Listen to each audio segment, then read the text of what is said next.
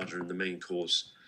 So it was like, and it wasn't even that. It was like maybe a couple hundred people, like quite small as these things go. But the point is before, on the evening of, I was like, I don't want to go.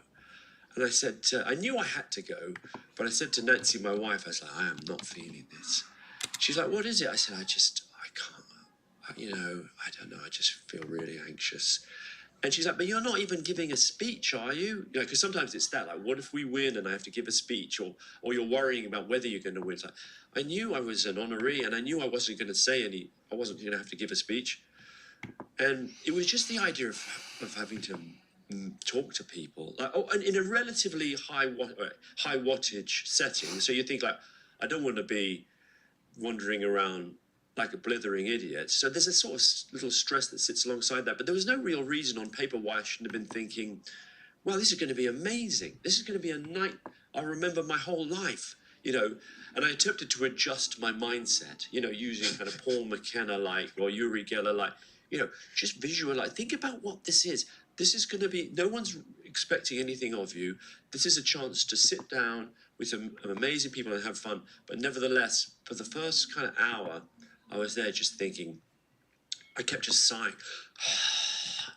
And Nancy was like, what's the matter? So I think that's just, I think that's in me. It's probably in a lot of people, and you just deal with it. But why should that be the case? I don't really know why. Is it something that comes with a cost, and is it something you want to change? If you're being really honest. If I could dial down, I think I have changed it, actually, is the first thing to say. Because there were times in my life where I said no to things just because I thought that's going to be a bit like I did the maypole dancing in the end, and it went fine. I did learn, this will surprise you, but I did learn how to read. And, despite all the anxiety I had about doing that. And then as life went on, I think there were times when I said no to things, opportunities, which probably, just because the idea, I was asked to go on David Letterman's chat show when it was on CBS. This would have been in around 2001. And I said no, because I thought that's just going to make me anxious. And looking back on it, I probably wish I'd done that. Why would that make you anxious?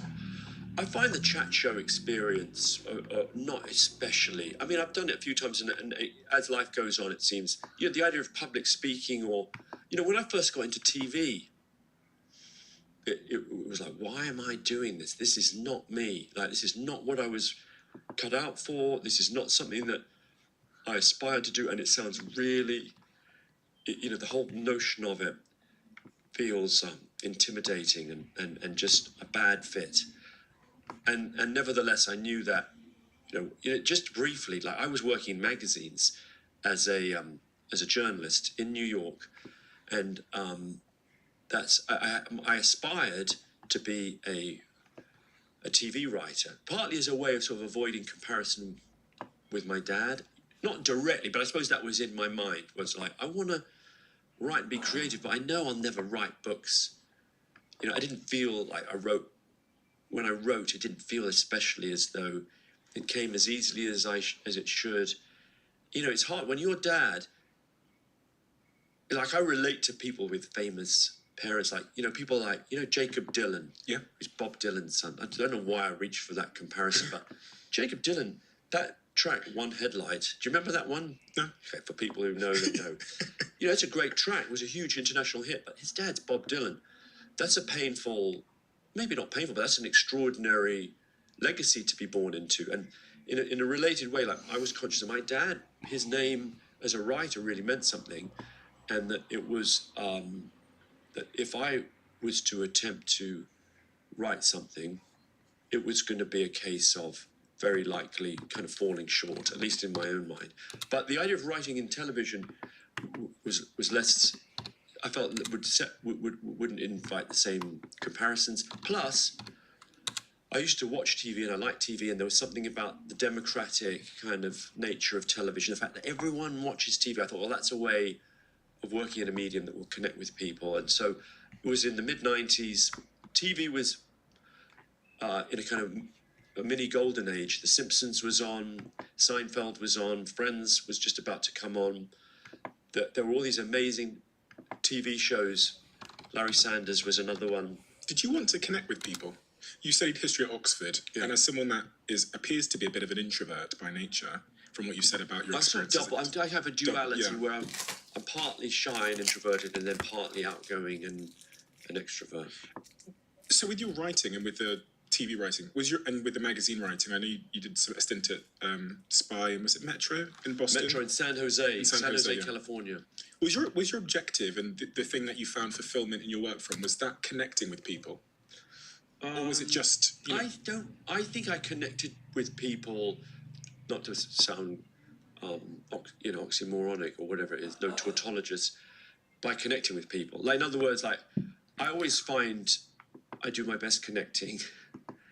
Sounds a bit weird. Face to face. I mean, maybe at one level, but in the end, I think I was just trying to do good work and get approval. Like, maybe more than connection, like just trying to sort of get an A at work. Do you know what I mean? Like, so I would feel good and think like, oh, I got 10 out of 10 on my article or on my piece of writing, my film review. And then if people said to me, that was really good, that was like getting, like you got a good review or whatever, people say like, you did a good job, then it was maybe a way of, it's just a little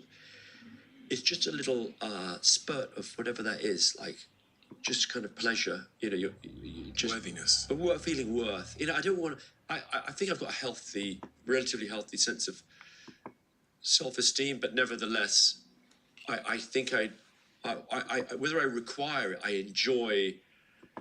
I got a series out at the moment. This isn't my attempt to segue into the promotional portion of this interview, but nevertheless, here we are. I've got a series out at the moment on iPlayer called Louis Theroux Interviews, and we had one that went out a few days ago where I interviewed Bear Grylls, an alumnus of this very podcast. I listened to your interview with him, by the way. Thank you. In preparation, and when it went out, for whatever reason, I think because I thought it was a good show and I hoped it would get a good reception. I was on. I thought I'm going to go on Twitter and see what people were saying, and it was surprisingly quiet. And then I felt a bit like, okay, now I'll try at Louis Theroux. I'll try hashtag Bear Grill. I tried a few different search terms, and then I had a vision of you get a vision of yourself like, oh, I've become that grubby guy, kind of like, it's sort of sad. It's like trying to fish for approval in the vast swamp of the Twitterverse, right? Casting my line, and nothing much is coming back. And I thought, well, and then one that came back, I looked at it and it said, just watched Louis Theroux's interview with Bear Grylls. Wow, it was hella boring. And I was like, I just caught a boot. And then I was like, well, that's what you get. And by the way, it isn't boring. It's not boring. But the point I was trying to get to was, then a couple of days later, I got a great review in the Times, just sort of pointing out all the things about it that I knew to be really, really good. It was sort of the perfect review, a rave, saying like, this is fresh, it's new, it's different, it's fun, it's entertaining, it's revealing, and I felt really good. And then one of us like, because before that, the first 3 episodes, I hadn't really checked Twitter. I thought, I'm not that guy anymore. I don't really care. Like, I make the shows, and I know they're good, and the ones that aren't so good, I know none of these is a clunker. They're all solid.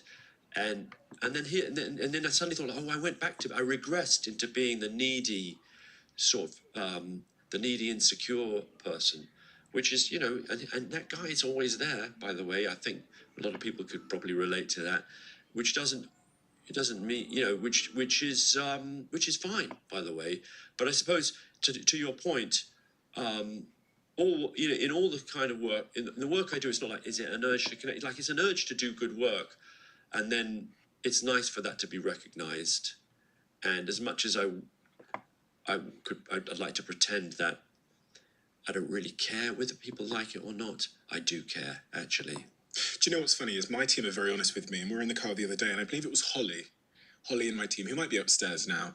And I said, we were talking about Louis coming on the podcast. I said, oh, he's got the new series out where he interviews people. I turned to, I think it was Holly, it might be someone else, so sorry if it's someone else. I turned to them and said, how is it? Because they'd seen it before me. And they went, it's actually really good. Oh, nice. That's what they said to me. And Yeah. they would be so honest with me. They went, it's Yeah. actually really good. And then they explained why it was good. Because me, here's my thing, like, that actually, like, isn't it, it's actually, like, They when went, it's actually really good. but see, because I'm a very glass half empty kind of Yeah. guy, it's with respect to praise. Yeah. So what I'm hearing there is it's actually Surprising. Isn't it? Yeah, I mean, like, because I'm hearing, is that a surprisingly? In which case, why would that be surprising? I think I can assert why it would be surprising.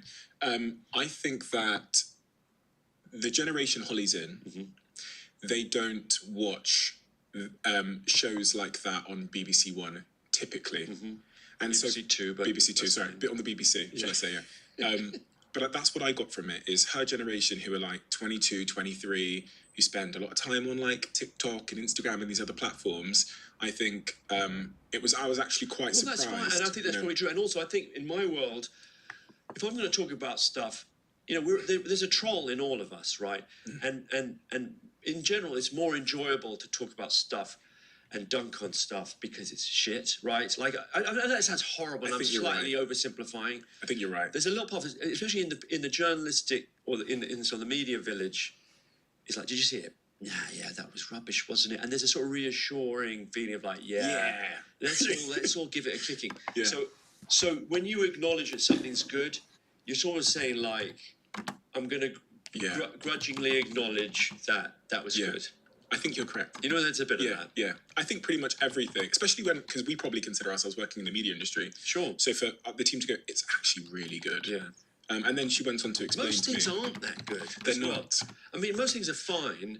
Yeah. But most things are like only about as good as they need to be. Do you know what I mean? Especially in the interview format. Like, how many other ways can you create an interview format that is original and inspiring? Yeah. And that's also what I got from her, was like, she was talking to me about the way the format was constructed. Yeah, I think we pushed things forward a little bit.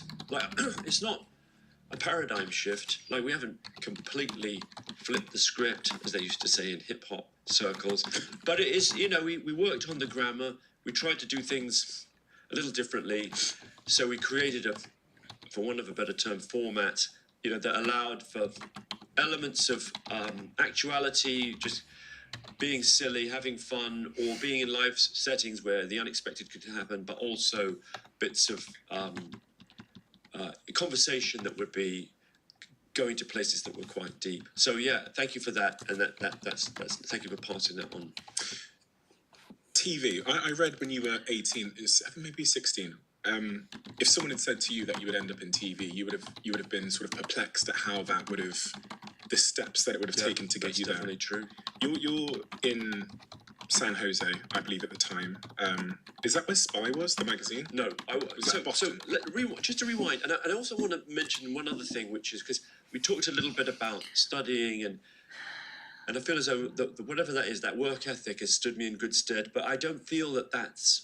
I often think there's, a very understandable sort of misconception about the level of importance of academic work. That whole stay in school kids, and we were talking, I think, off mic about Mr. Beast, the YouTuber, and the media landscape we're in now. It's just simply not correct to say that the path lies through academic work, right? And I was talking to my cousin Justin Theroux. Oddly enough, he says Theroux, who's an actor. He's a director, a writer. He wrote Tropic Thunder, Iron Man 2. He's also like high-profile Hollywood actor. I interviewed him for my podcast. I'm not trying to plug. That would be weird to plug one podcast on another podcast. But he was like someone who struggled in the academic setting. Like he had ADHD. He flunked out of a school. He went to another school where they recognised his special needs. But the point is that I sort of think I think there's a tendency to undervalue those parts of life that lead to success that exists. I mean, maybe I'm sort of out of line here because it sounds like you are all over this, but those parts the parts of life that help me become whoever I am, part of it's academic, part of it was almost inimical to academic success. It was the part that was free-spirited, and naughty, and that was bunking off school and seeing movies or getting me in trouble and whatever that is, and it's hard to really bottle it and know quite what it is. There's something that I struggle sometimes with over discipline, right? And or a sense of like doing well in controlled settings, but actually it's that you need the yin and the yang of both. And when I went out and did stuff that was successful on TV, like doing my first segments at a show called TV Nation, having been hired by Michael Moore when I was 23, partly like a work ethic, doing preparation and being, turning up on time, as they say, is like 90% of the battle, but actually then being just sort of allowing those creative juices sort of to whatever that mysterious quality of humor and connectivity, just being silly and disruptive, like those are really valuable. They say, don't they? They say conformity is great to succeed in school, but it's not great to succeed in life. Maybe that's what it is. You kind of need to unconform once you get out. You sort of do, and I think, and I want to come back to your question, but I do think that that's also, 3-4 years ago, I started a company, and there's a part of me that's overly conventional, and as a result seeks out unconvention in my work, and that's positive. It means that I love spending time with people who feel like they give free rein to the darkest, weirdest impulses that I think to an extent we all share but keep repressed. Whatever those happen to be, people involved in sex work or people involved in religious cults or hate groups, and that's all my stock in trade is talking to those people, because I feel as though I kind of get it. Like I understand that that's part of the full complement, as horrible as it might sound to say. Like we all have like unacknowledged and secret impulses that we have sort of civilized, and kept and repressed we've inhibited them into our souls so that we can function and not be sent to prison or whatever, or be cancelled. But for me, like I sort of I do it to a fault, to the point where I worked at the BBC in-house in BBC studios, just because I sort of like the idea of the structure. Like I'm a company man going to the factory and building my TV programs but not owning them. And because I just thought, and I like going to I used to love working at TV Centre because it felt like going to the factory and then eating at the TV Centre canteen. It just felt like comfortable. My granddad worked at the London Water Board his whole life. He had one job that he started when he was 18 and finished when he was 65. To some extent those were the times, but that temperament is slightly in me. The whole time when he left, they gave him a box of cutlery. That was you've worked here for 47 years.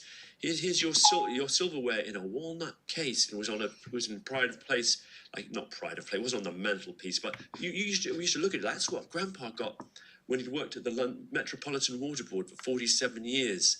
You sort of reverence it, and it was only used for special occasions. And there's a little bit of that in me. And so when I finally went outside the BBC and set up a company 3 or 4 years ago, I'm sure most of your listeners probably have their own. Many of them, not most, but many of them will have their own companies or will be fully cognizant of what it takes to make it in the sort of the world of free market and entrepreneurship. But for me, that was just absolutely not my lane. And it was my wife who pushed me to do it. And so that was a case of me needing to break out of whatever I was doing and say, do you know what? Whatever you think that is, risky or mysterious or, a bit a spivvy, like just a little bit of judgment, like, oh, I don't want to be one of the yuppie guys, like, we just had an IPO, I've just got my first Maserati, like that, because I'm antagonist, I'm complete that whole mindset. I feel like I'm alienating maybe some of your listeners. Like, it's not my mindset. Like, I'm just like, I almost valorize the opposite of that, to probably an extent that's sort of faintly unhealthy. Like I don't want to be the guy. I don't want a flash car. I don't want to flash clothes. I don't want anything. I want to be anti-flash, right? Like my watch, you can see this. My wife was saying to me last night, Maybe time for a new watch. This is a Casio, whatever that one is. It's an F91W. These cost like £10, £15. You can get them at Argos. Have you ever seen that watch before? I have. I was listening to a program classic. about Andrew Tate on the way here, a podcast. You know who Andrew Tate is? Yeah. Anyway, so Andrew Tate feels like he's that guy reduced to its quintessence, where he's like, one of his catchphrases was, people say, why have you got a, green Bugatti? Do you know this meme? And what does he say to them? He says, he says, what colours? I say to them, what colour's your Bugatti? Right? That's him in a nutshell. It's like unapologetically troll-like, ostentatious displays of wealth and arrogance, right? So I'm the anti-Tate. You can put that on my gravestone, the anti-Tate.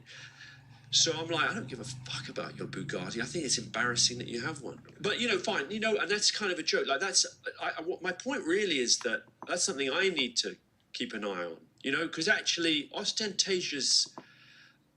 almost like ostentatious humility is its own poison. Like, why are you so wedded to the idea of having a shit watch? By the way, it's not a shit watch. It's completely reliable. And I've never had it. The only thing that goes on it is the strap. So I've got one that's got you can replace the strap. After about 5 years, the strap goes. I've got two of these. I'm not bragging. I've got one. I've got my spare one in case I can't find this one. Anyway, last night my wife said, it might be time for a new watch. I've got to I'm trying to lean into being the guy that isn't showing off about what a not show off he is. You think I've lost the thread? I haven't. The point I'm getting to is that, so I needed to start a company. And not because it's oddly infantilizing after a while. Like there's nothing cool about making like hundreds of hours of TV and not owning any of it, right? That's just me being a little bit of a chump. And partly that's, there's a quid pro quo, I suppose, like, well, you don't get stressed, you turn up, you're making things for a public broadcaster, you're getting a decent salary for sure. But people would say like, why, everyone else. So who do you work for? I was like, well, I'm BBC, I'm on contract. I work from contract to contract 3 years at a time. Like, really? You don't have your own company? Like, no. Why not? Like, because everyone else does. Like, Jamie Oliver or Hugh Fernley Whittingstall or whoever you care to mention, any presenter. Bear Grylls of any longevity would be making their own shows. It's a no-brainer. And I was like, I guess I'm fine doing I'm a creature of habit. That was sort of what I've just sort of find I don't want to mess around with it. And then having done it 3 or 4 years ago, like, yeah, I probably should have done it a bit earlier. But it's so it's that thing of the point, which now landing on the point sounds a bit banal, was that you can sort of get in being a creature of habit, being sort of embracing whatever that, your own sense of self as risk averse and conventional. Sometimes, I needed to challenge myself in order to discover that there was a world out there that was sort of more creative, more lucrative, more fun, more adventurous. That's happened a few times in your life where you've kind of taken a leap into the unknown, which is actually quite surprising, having described yourself as a creature of comfort. Even habit. Sorry. Yeah.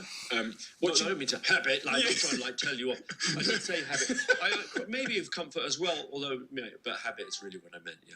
Creature of habit, because I was reading about when you made the transition from being a writer to a TV presenter, and I remember writing some quotes about how there was one about feeling like an imposter a little bit to some degree, and getting on that plane to go and interview these Christians once Michael Moore had sort of put you at front and centre in the documentary, right. And thinking, what the fuck am I doing here? Yeah, I remember it vividly. It's extraordinary as you go through life, so much disappears, but there are times when you realise you're at this sort of momentous moment. I suppose often it's high stress moments, which is really revealing, isn't it? Because actually risk avoidance, that almost like, God, my mind's whizzing now, but that Benthamite idea, like the greatest happiness, in philosophy, there's a utilitarian ideal that's supposed to be the metric for how you judge whether an action is good or not. And it's like will it cause the greatest happiness of the greatest number of people?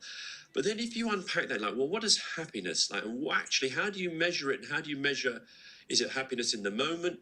Is it happiness as it's recollected over time? Is it a happiness that you can that will spread to other people, or it will exist for 100 years, and so actually there's a sense of fear and discomfort that will Andrés, este man está pidiendo para los brownies. Of triumph or self-satisfaction. Is it happiness? Is it? I don't know. Like, that fear is such a blunt instrument for brownies to measure reality, and ¿Cómo así and the qué? general fear, which you would equate with unhappiness, can very often be what ends up creating the conditions for real achievement. And I remember sitting on this plane, having been given a job by Michael Moore as a presenter on TV Nation. It was a network TV show on NBC, there were then 3 networks in America. I was 23. I was, as I say, awkward in every apparent way, disqualified for being a correspondent on a network TV show. I was in the union, as it probably still the case, but definitely then these TV shows were unionized to an extent in America further than they would be in the UK. So I was in the Writers Guild of America as a result of being hired, and so they were required to fly me business class. Like, I don't think I'd ever been in business class.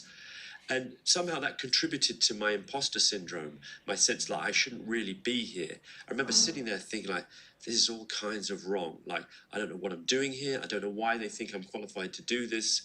And nevertheless, this is what's happening.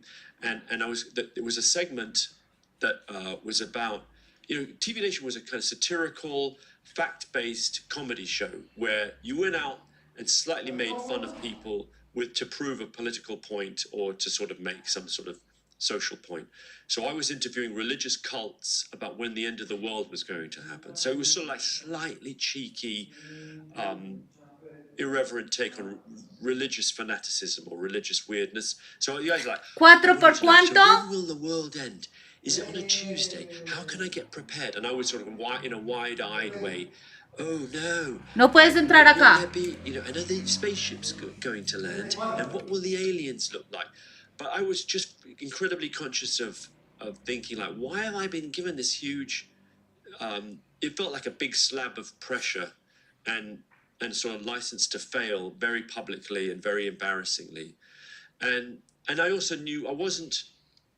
But I also wasn't so disconnected from reality that I didn't think, like, well, it's a huge opportunity. Like, my girlfriend at the time was very supportive. It's like, you can do this, Louis. Like, you're really good with people, and don't worry. Like, you've got this. You can handle it. Were you trying to talk yourself out of it? I was. It wasn't like I ever thought I won't do it. Like, it was no question of, like, I'm going to do it. Like, I have to do it. But I sort of didn't want to do it. Does that make sense? Has that been typical of your life, where you know you've got to do it, but it feels kind of painful and anxious as you approach the challenge, even like with starting your own company? Yeah, I think so. Like, there's times when, I suppose that's where the work ethic part fits in, or whatever. Like, that part of, if you commit to doing something, like, I'm very, I hate to let people down. Like, if I commit to doing something, or turning up.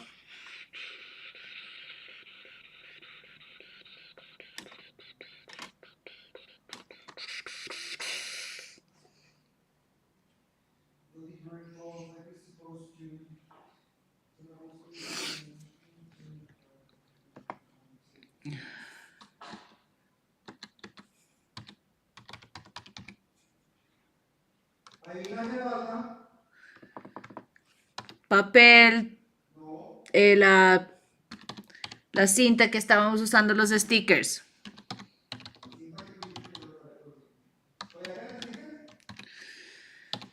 Sí, pero hay que cortarlas.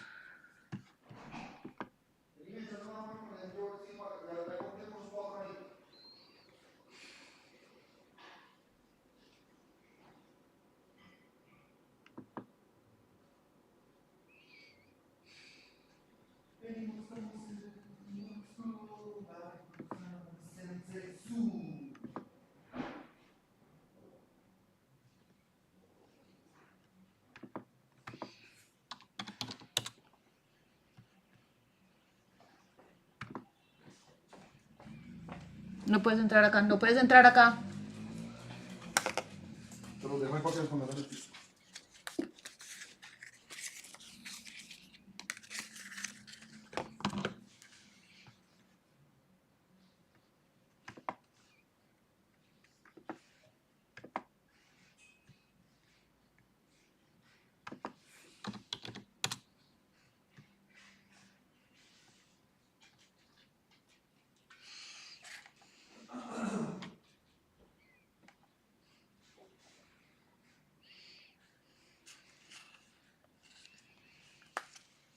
On time, or I still struggle with that part. Like, especially as when you're in the public eye or you're in demand, and people write and ask for things. I still, will you come to our school and give a talk? Or I'm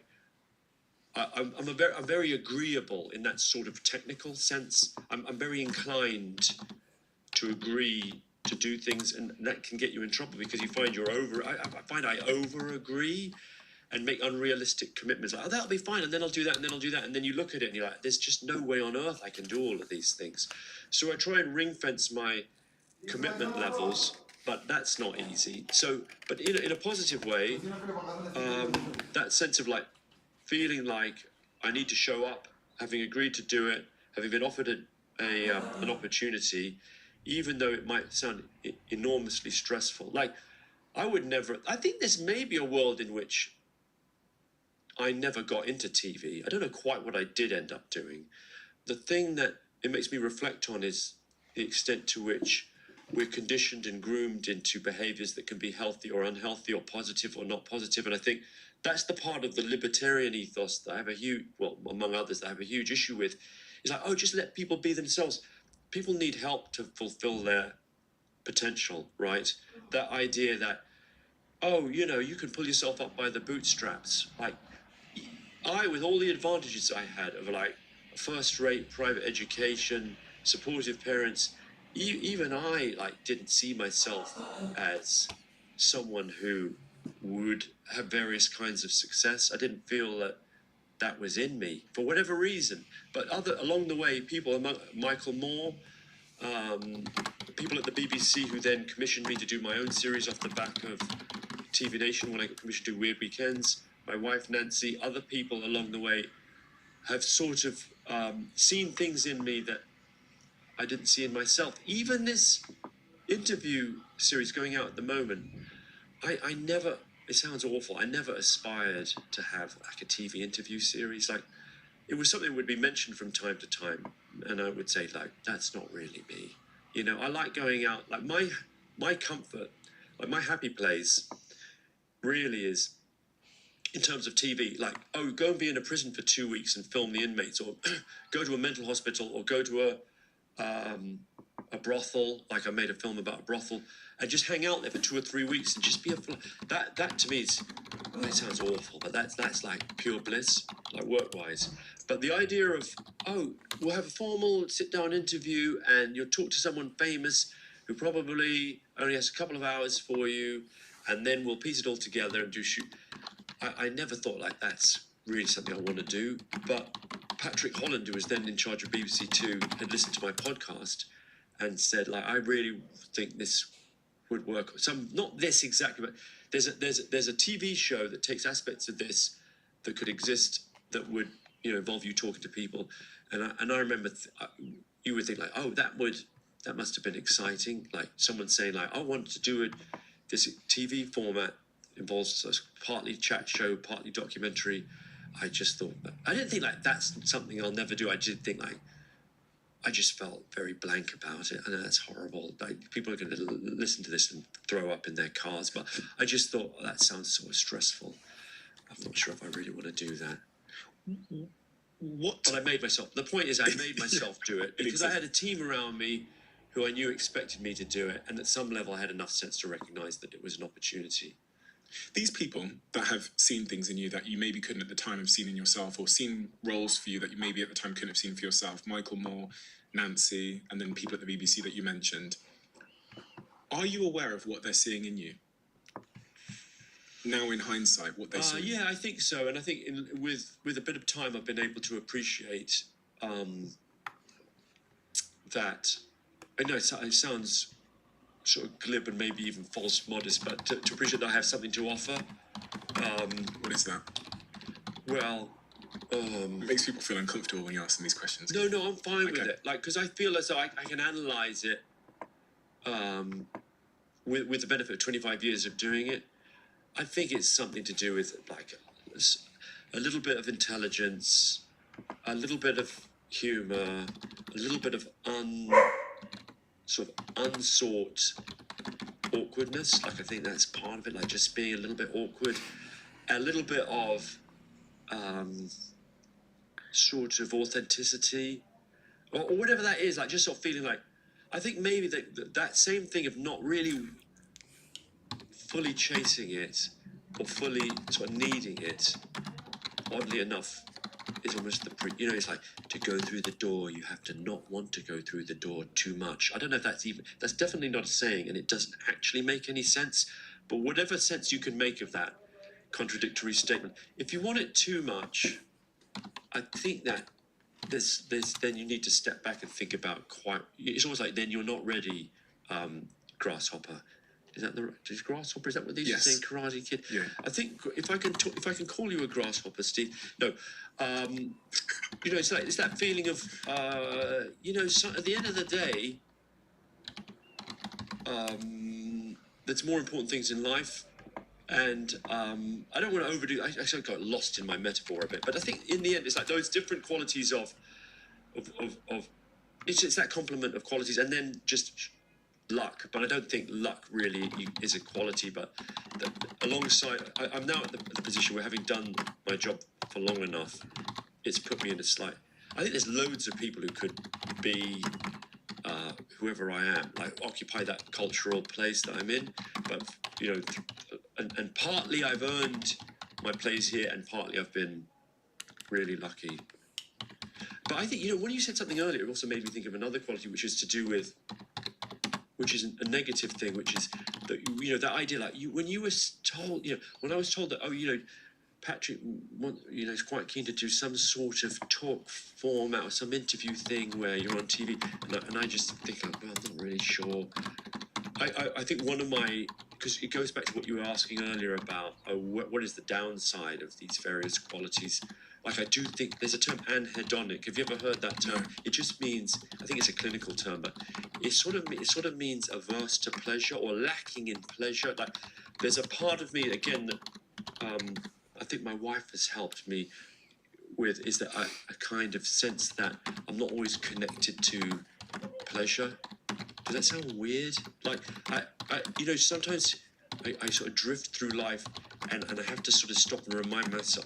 I think because I tend to see downsides, and I'm working on that, and I really do like, I sort of need to, it's really odd, like, I've won 3 BAFTAs, not bragging, this just came up, and I mentioned it's a fact, and when you win a BAFTA, you've got a lot of awards up there. I'm not seeing a BAFTA. Maybe those are just... I presented a BAFTA to someone else. Some of them, one's a camera. I'm not sure that camera is an award, or you can do a cutaway of that later. It's odd. Like, my main thing on winning, each time I won a BAFTA, my first thought has been, oh shit, now I have to give an acceptance speech, right? And I have to get up there. And, in hindsight, like, the pleasure, you get a little pleasure over the subsequent years when you can bring it up again and again, as I like to do. But actually, it's really odd. Like, most of the time when I get good news, sometimes I can't notice the good news. Does that sound really weird? No, that makes sense. I don't know if that makes... Thank you for saying that. I think you're being polite. Yeah. I'm not someone who who automatically feels connected to the good things that happen to them. How does one remain happy if they have that sort of kind of default, oh my God, where am I going to put this 3rd BAFTA that I've won, or now I have to do a speech? That's awful, but you just sort of follow your routine, and actually I am a happy person, and I take pleasure in the simple things in life. I like doing stuff with the family, or really, I really am. It goes sound terrible. I've met a simple place. Like, I like watching Match of the Day at the weekend. Like you say, like, yeah, okay, lots of people like doing that. What's that? But you know, like that for me is one of the small things in the week where I'm like, I know I'm going to be happy for the next 45 minutes or hour. You know what I mean?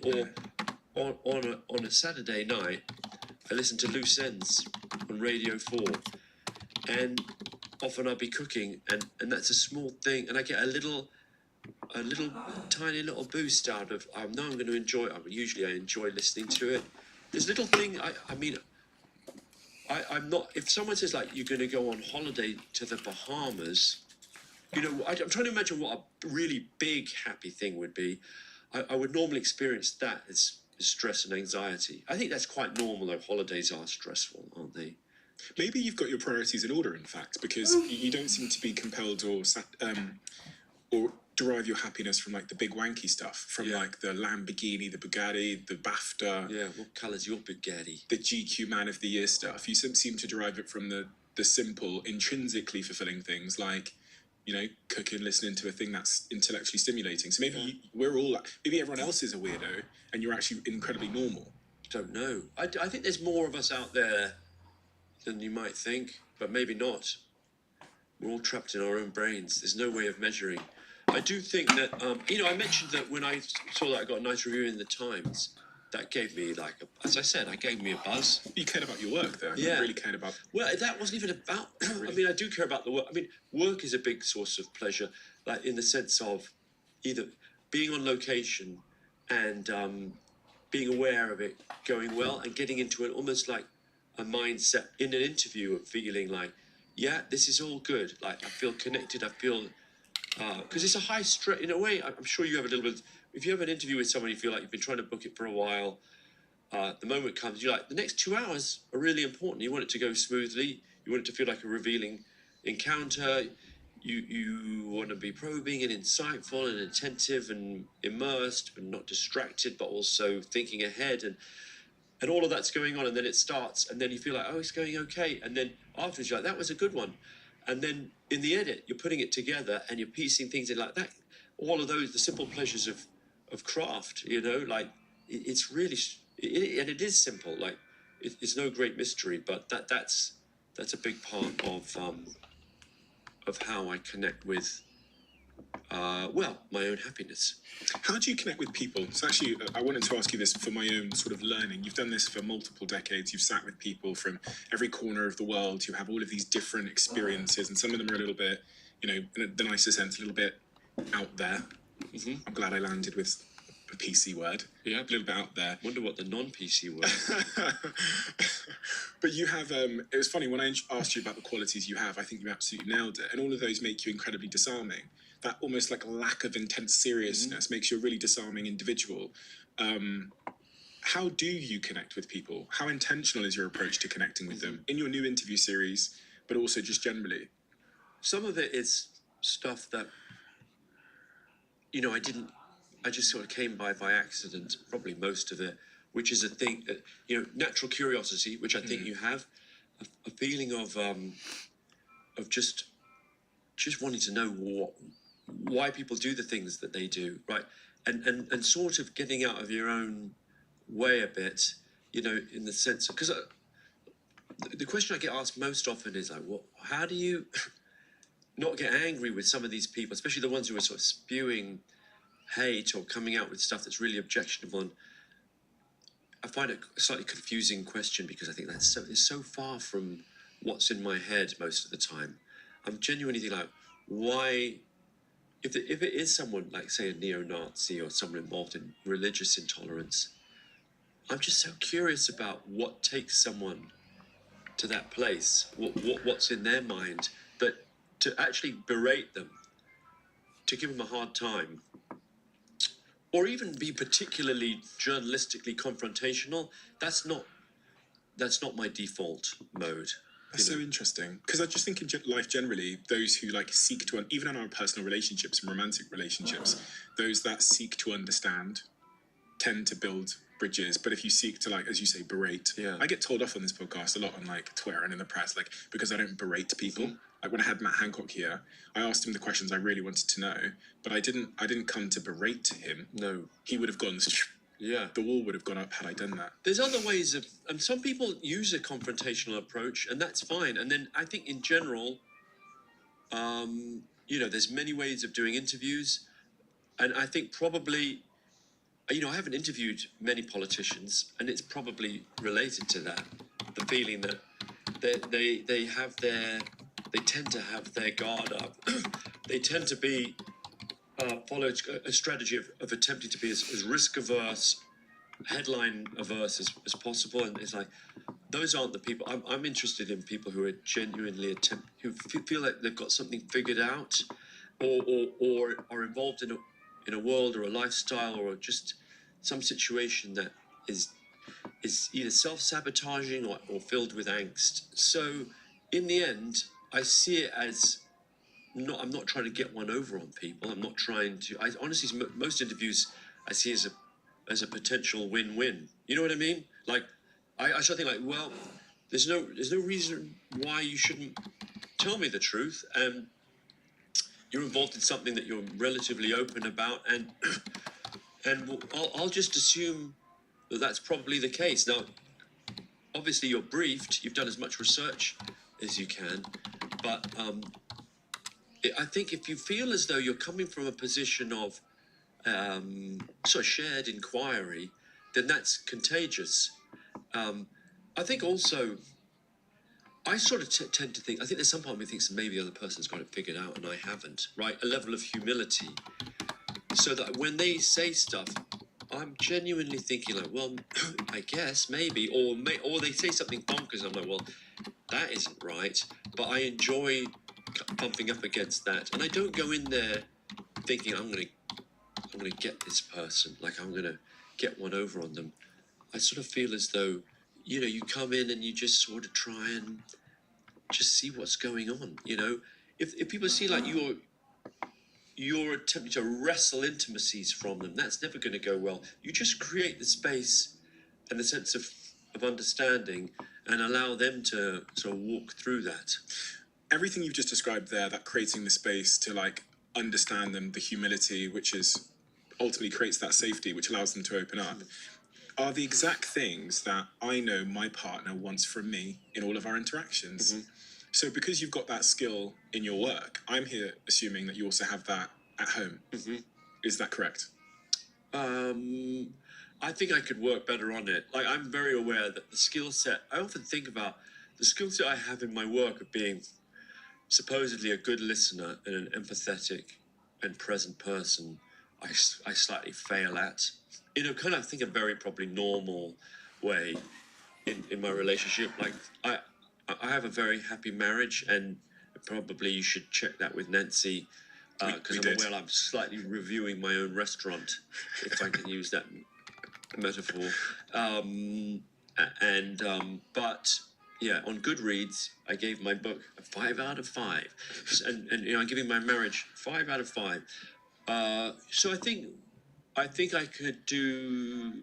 I think I could improve. This episode is brought to you by Mercedes-Benz, who recently got in touch to support the Diary of a CEO. Thank you. I'm a huge fan of their cars. In fact, I have one of my own, which is like an office on wheels. And they have an exciting, wide range of cars that I'd love to tell you about. The Mercedes EQ is the luxury electric range of Mercedes-Benz, and it is available across many models from the SUVs to the saloons, meaning they're ideal for all business needs. The innovative next-generation technology found in all Mercedes EQ cars is really paving the way for the electric car industry. To make your electric car switch so much easier, Mercedes-Benz has a service called Mercedes Me Charge. It's a subscription which provides you with access to a wide network of charging stations across the entirety of the UK. The app shows you the precise location and current availability and price at the selected charging station of your choice, and this enables businesses to effectively plan their route ahead of their journey. You can search Mercedes-Benz fleet today to discover how the Mercedes EQ car range can help your business get ahead. And if you already drive a Mercedes EQ, let me know how you find it. As some of you may know, Intel are now one of our sponsors on this podcast, and I really want to tell you about their vPro platform, which has totally changed the game for my businesses.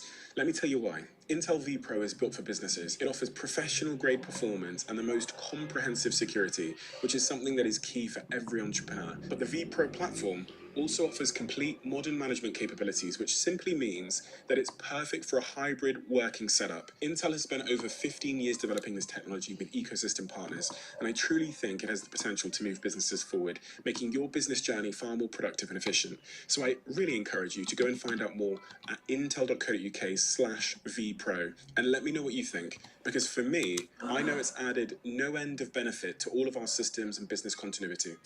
In your autobiography on page 157, Are you serious? yes, Got to get through this. My Life in Strange Times in television.